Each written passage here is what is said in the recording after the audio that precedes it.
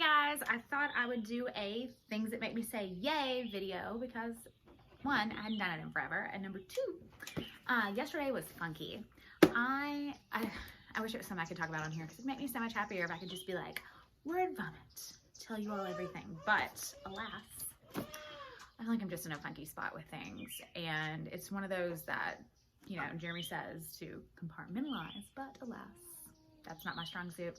I have other gifts. I don't compartmentalize this one thing. Ooh, the kids are outside playing, so I'm like, Harrison, don't do that.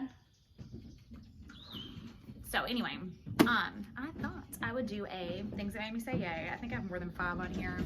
I haven't recorded a things that make me say yay.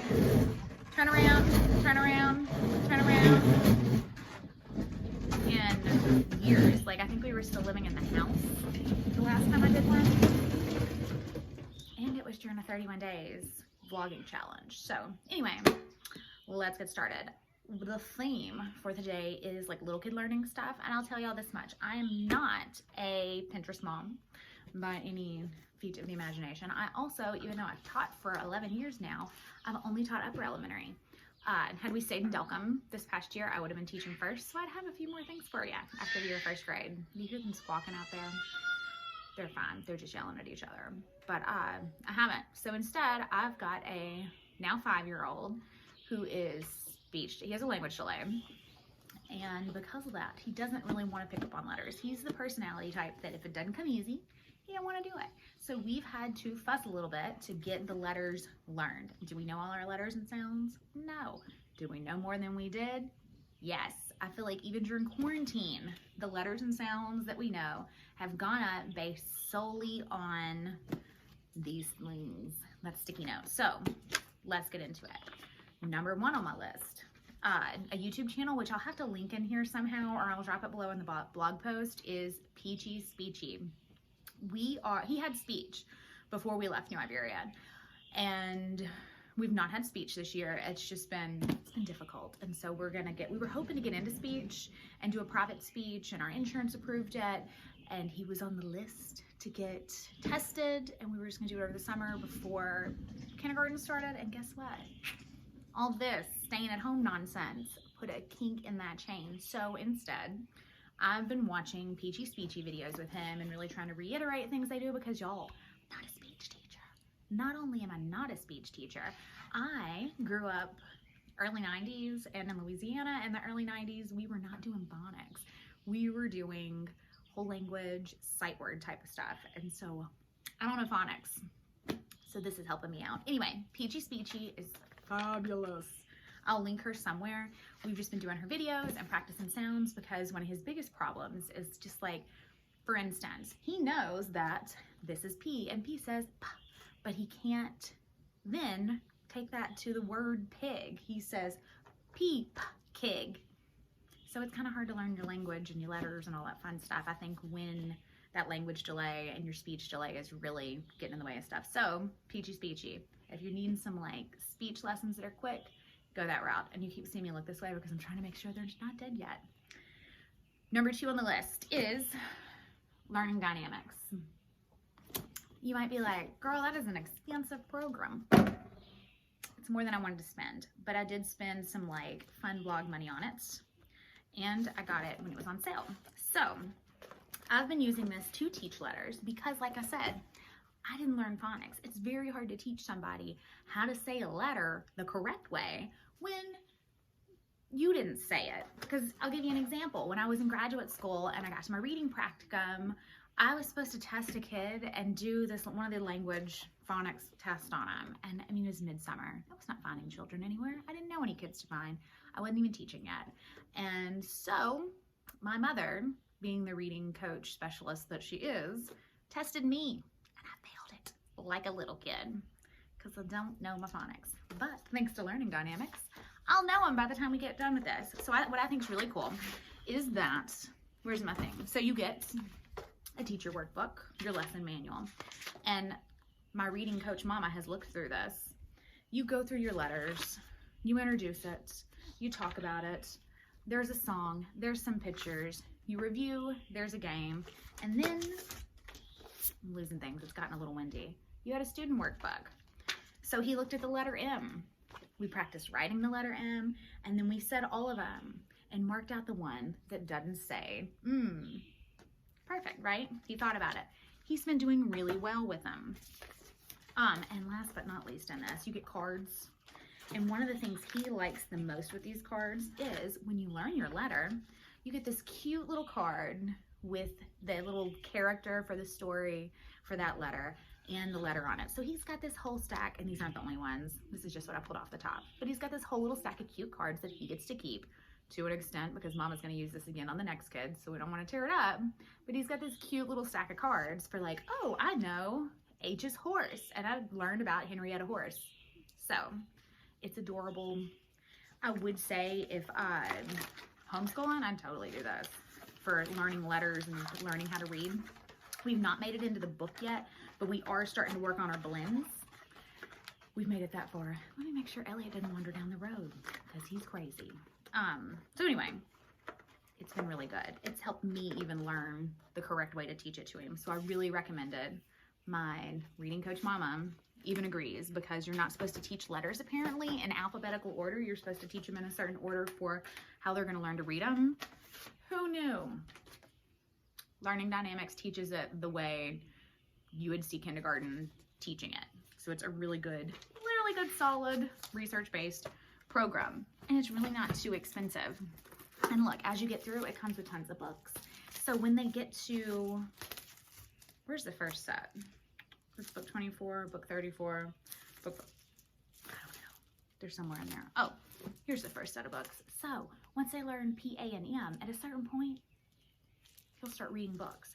And then you get another set of books every time you learn another set of letters, just to make them feel a little bit like they're progressing and learning something and doing good. I think I'm dying. Okay, so outside of Learning Dynamics, because this is stuff I was planning to do in the summer anyway, quarantine just made me do it early. Next up is a dry erase trace book. I have, don't kill me people, a hijacked one from a kindergarten class in Louisiana that's no longer being used, but it's not dry erase, it's just paper, so it's a one and off. We can't do it again. I'm watching my O roll away into the distance. So I have two different trace books. I prefer my dry erase one because it's dry erase. We've also got a, well, also I'll show you that one first. So we've got a dry erase trace book. You talk about the letters. It shows you the correct way. Start at the top and whatnot. Gives you some words that go with it. And then they practice writing the letters. You can practice some words. You match the words to the thing. There's even a numbers section where you can practice your numbers and count in there. Hairs in the middle. Okay? So I like this. There's counting. I like this. I found it on Amazon. I'll link it. It was really inexpensive. I like it because I can erase it and he can redo it. Because tracing A once does not mean you can write A that well. This kid does not have the best motor skills in North America.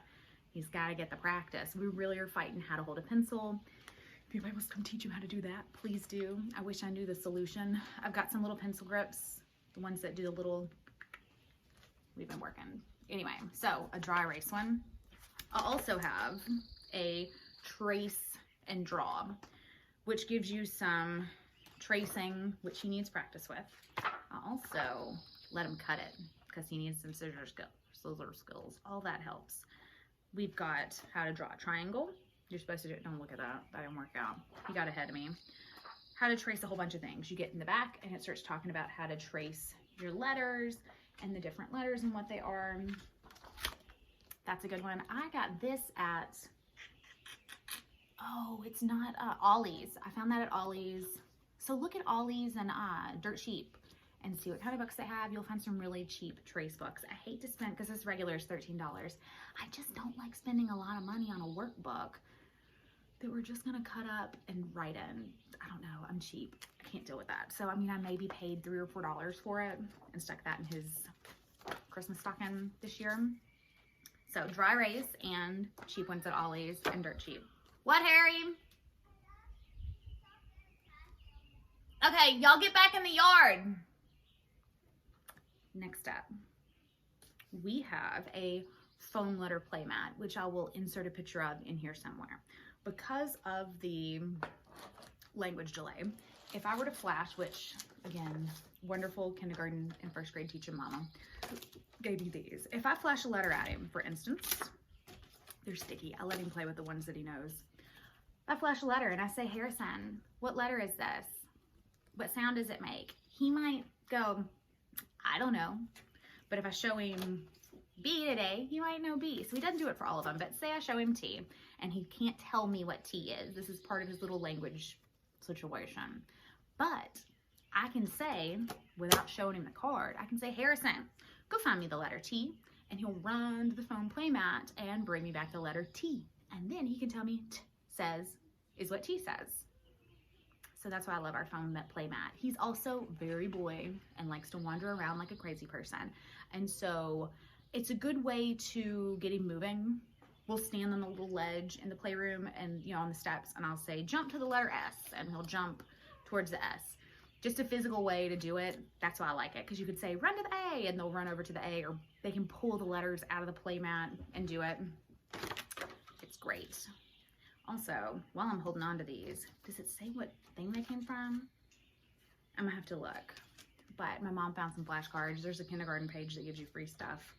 It's good. Next on the list, outside of our foam letter playmat, as a way to practice, letter puzzle. I'm missing some letters because that seems to be how my life goes. I've spent 2 days looking for the letter S out of the foam mat. It shows up and now the H has disappeared out of this. So anyway, what I will do with this, because instead of just looking at the cards or the other ones with the animals, there's too much on this to look at when I'm wanting to practice sounding out in blends. So for instance, we have been doing MAP. These are all letters he's recently learned. MAP, not anymore, just AP. So this is something we've been practicing, is blending these. He knows all these letters through learning dynamics. He knows A, P. So we started practicing blending, and I put him down in front of him this way where he can move them around and manipulate, and he's seeing just the letter, and he can touch them and swipe and do all the fun blending things. So don't just use your alphabet puzzle for saying the alphabet and putting it in. Take it apart and use it for making small words. I mean, granted, you don't have 4 M's in here, so you can't get into too many big words, but for the little words, it works. It's something. It's a different way to practice. And then, last but not least, folks, I have been beside myself in happiness over what Leapfrog recently put on Netflix. They have a phonics, a letters, and it's Letter Factory, Phonics Factory, and a Number Factory. They all popped up the other day. It's the best thing ever because these little boys want to watch some TV, and Mama wants to watch some educational TV. We can't just watch Ryan's World all day long. We can't. So we've been watching Letter Factory, and now he can tell you the sounds and letters of things we haven't even gotten to in learning dynamics, which just means it's going to be easier when we get there. I know these are all words and letters he's been introduced to in pre-K that he just didn't maintain, but here we go. You know, another way to see it where he thinks he's watching a TV show, but he's really learning his letters. So I'm hearing people yell mama because they want snacks. So anyway, these are some things that make me say yay by way of Little Kid Learning. I'll put links below on what I can find, and like I said, on these, I'll link that. That's Amazon. Otherwise, find you a cheap workbook at Ollie's and dirt cheap. You could either find this stuff at Dollar General and Dollar Tree. Don't waste a ton of money on something you're just going to cut up and draw in. Get your practice stuff, and don't print them all out. Make it easy. So this is your things that make me say yay from a non-Pinterest cutesy mom. I do have a friend that does some really cutesy stuff with her kids. Like, she just goes all out, super adorable. I'll link her stuff below. I think her tag is Bringing Up Barry in Instagram. Super, super cute. So if that's your thing, follow her, do those things. But for me, I know that's not me. I'd love to be that person, but I'm not. So these are just a couple super chill things that make me happy with Little Kid Learning this week. Bye, guys.